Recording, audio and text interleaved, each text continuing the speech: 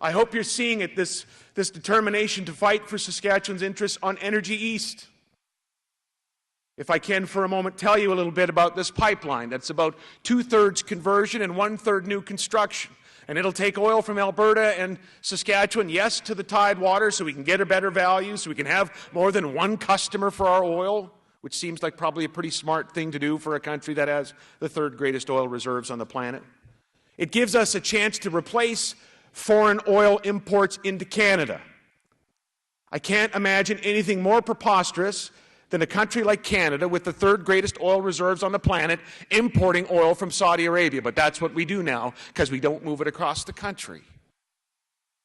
And so we have been an ardent voice of support for Energy East, because it's the right thing to do, because it can be nation-building for the country, and because we should be energy independent in Canada when it comes to oil.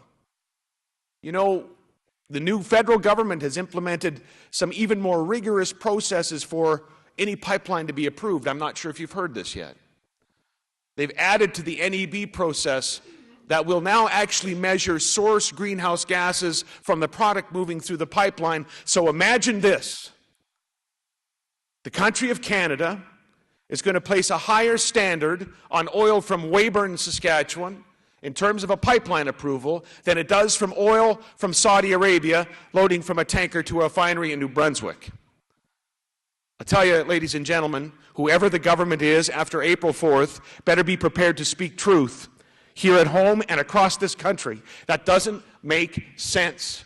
It's bad economic policy, and frankly, it's bad for unity in Canada. And